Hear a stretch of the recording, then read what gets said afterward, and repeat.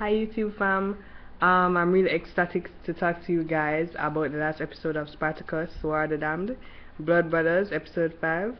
In general, the episode was really top notch. I give it 5 out of 5 genie lamps. Battle scenes were epic. Everything about that episode was epic. But let me just dive into my points for the episode. My first point is about Agon. I think that Agon was kind of overacting with the issue with Nazir and the solution, because obviously, even though you could say that the solution was attracted to Nazir, I think that it was more of a situation where Nazir was just, flattered that somebody else liked him, but I don't think that he would actually cheat on Agon or do anything like that, even though Agon turned not to be around him, but I don't think he did it on purpose, so Agon needs to take a chill pill, and I think he realized by the end of the episode that he was overacting anyway. Yeah, about the pirates, I think I've been saying from the beginning that I don't fully trust them. I mean, I love that they came into the show because I love pirates, but you never can fully trust a pirate. If history and Pirates of the Caribbean franchise is any indication, you never can fully trust, or you never can just trust a pirate. Maybe they stood firm to their end of the bargain in the beginning, but look, from they getting more coin, they'll just sell you out. And I saw the slight indications, because anytime they make a deal with Spartacus, they always change up some part of the initial plan instead of just sticking fully to the initial plan. Like for example, in this episode, when anybody would think that the captain guy, I don't really remember his name right now, would have went with Spartacus on the voyage to Sicily, though he didn't go, right? He decided to stay back, and then he's just there like taking the coin still, right? Like seriously. And then plus no, he took the coin from Spartacus, but yet still he backstabbed Spartacus for more coin. No, you see, honestly, you can see that you could not trust them.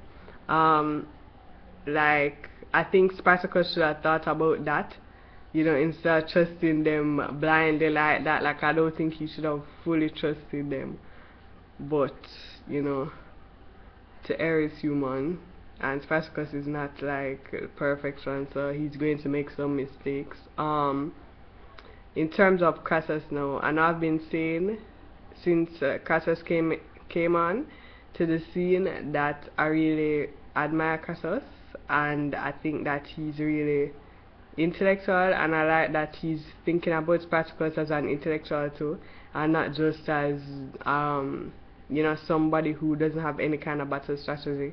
A lot of other Romans were looking at him like Glover and all of those people.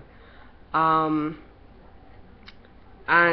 it's not surprising to me. In fact, I thought from the way Crassus has been approaching Spartacus that he admired Spartacus in some way, even though he still wants to defeat him. And in this episode, it just proved itself when he actually, said in not so many words that he admired Spartacus.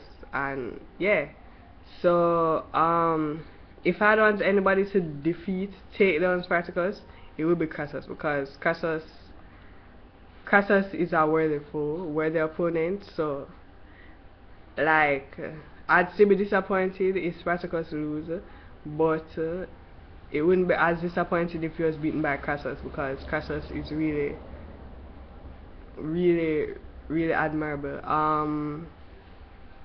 And the fact that Crassus recognized that both him and Spartacus have somewhat similar backgrounds, so he can really just look at the man and admire him. I know that according to the history that Spartacus is going to lose, but we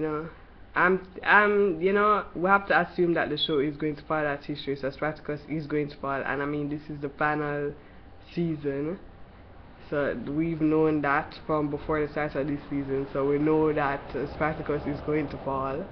But I think I read somewhere that according to the actual history of Spartacus, that even though he didn't win that battle, at the end of the day he set things in motion for the freedom of the slaves and all of that in the Republic and all that. I think that's what I read. I'm not sure. You guys can look that up yourself. I'm not going to look up anything because I just want to see what Stars has to offer. The next person I'm going to talk about is Crixus. Crixus now.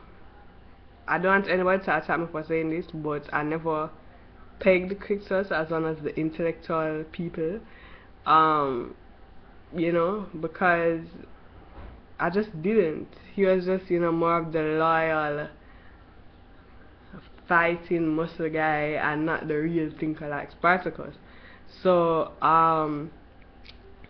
having somebody like Navier to be cheering him on is going to cause him to go against Spartacus. I'm pretty sure that if Navier wasn't there, Crixus would not even dream of going against Spartacus. But you see, Navier is there cheering him on, so he's going to go against Spartacus. And she's really annoying. She's really annoying me like a lot. And actually I found it really hilarious when Lyciscus, aka Caesar, was telling Crixus about Spartacus's journey to with the Salicians. The way how he reacted was really hilarious to me. I mean, he reminded me of one of those buff guys that don't necessarily have the brains. It just reminded me of that. And Navier just there journey one. Navier actually reminds me of, I don't know if any of you guys watch Being Human, the US version, but she reminds me of Nora in there. Like, they're so similar, it's not funny. Like Nora, the same way she bullies Josh, which is her guy in there, to listen to what she's saying, and then Josh is going to like go against, but I don't know if he's going to go against Aiden, but in the end of the last episode of Being Human, yes, he basically said that he chose her over Aiden. And my problem with that was Aiden didn't do anything wrong, but Nora basically pressured him into believing that, and she's on her high horse all the time. And it's same thing with Navier. Navier is basically on her high horse right now and going against Spartacus for whatever reason.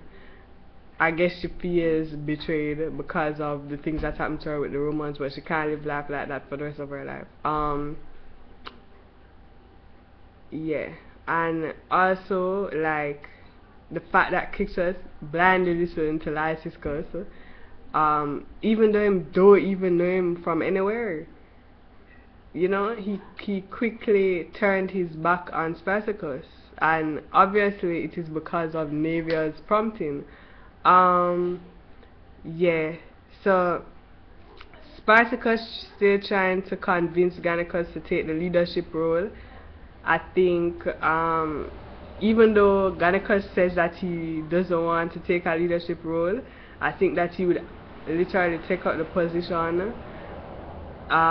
He would definitely take out the position if Spartacus were to fall. Like, I think even if he don't do it for Spartacus, he would do it for the memory of Oenomaus. Yeah. Also, Spartacus made a good move taking the grain for Crassus's soldiers, but you know, I didn't expect any less because he's Spartacus.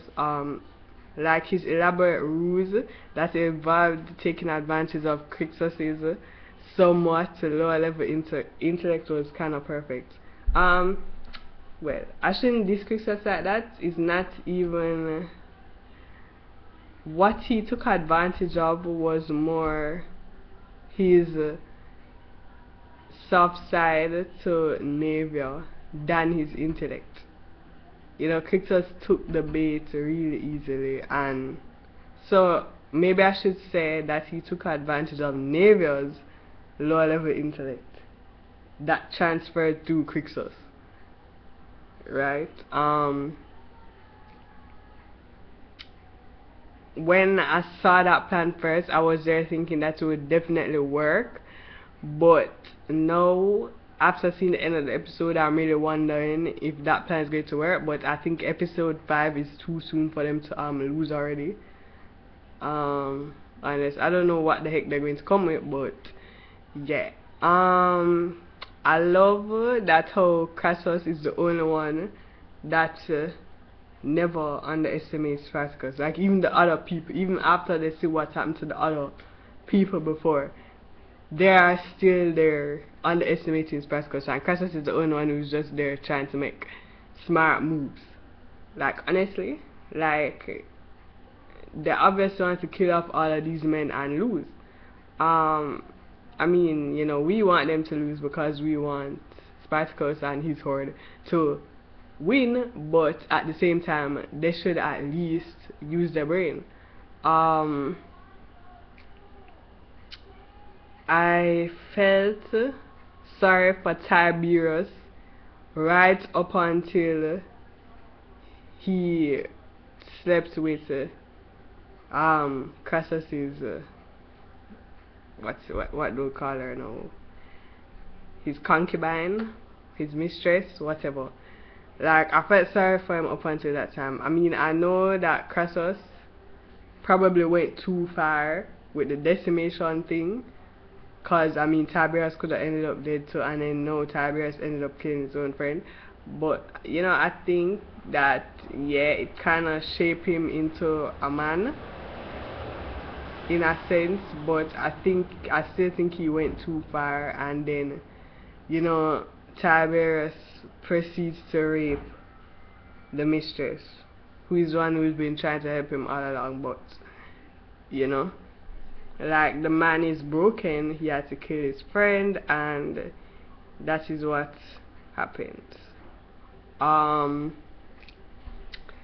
Let us see what else I have to discuss here. Yeah, so Navia finally decided to own up to her rubbish, her horse crap basically. I'm glad that Gannicus stuck it to her, because you know she needed to hear what he said. Like, just because she learned some skill in fighting now, she's abusing it and she's feeling way too empowered for her own good. Like, she needs to sit back and take a chill pill. Like, just because she can fight now does not mean that she's going to use it to abuse others, just because she can't forgive any of the Romans. Yeah, so I was really fawning over Crassus's intellect, like the plan that he did in the end. Like I didn't expect it at all. I mean, I know we're not supposed to trust the pirates and all these things, but I just didn't expect. And I know that Crassus is really smart, but I just didn't expect that play at all. I mean, wow, like wow. But like the whole battle scene was just epic, and then when Crixus like flew down to aid Spartacus, I was like yes, and then it was just thrilling, and then yeah, I just love battle scenes in Spartacus, and I'm not the biggest action fan, but Spartacus does it for me. That final scene though, when the door was smashed with the fire and the wooden wolf, like I was so ecstatic, but at the same time I was freaked out for Spartacus and others. Like I have no idea how they're going to get out of it, but I think it's a bit early in the season for them to lose. As I said before, like I literally can't wait until next week. I mean, this has been the best episode for the season in my opinion. I don't think I have to mention Caesar. Like, the man is like a cockroach. He should form against Gannicus and Agron. Like, he did show form. I would know that, you know, Caesar is going to go on to live black according to the history. So yeah. Yeah, that's basically all I have to say about this episode of Spartacus. Like, I'm sure that most people agree that it was the best episode for this season. Yeah, but any comments that you guys have, on the points that I made, or anything that you thought that I left off, you know, or just anything about the episode that you want to say. You can leave it in the comments. Also check out the description. I'm going to leave some links for you to our awesome Spartacus group on Facebook called Spartacus Jamaica. Yeah, subscribe if you like my reviews, and follow me on Twitter. I follow back. Bye guys.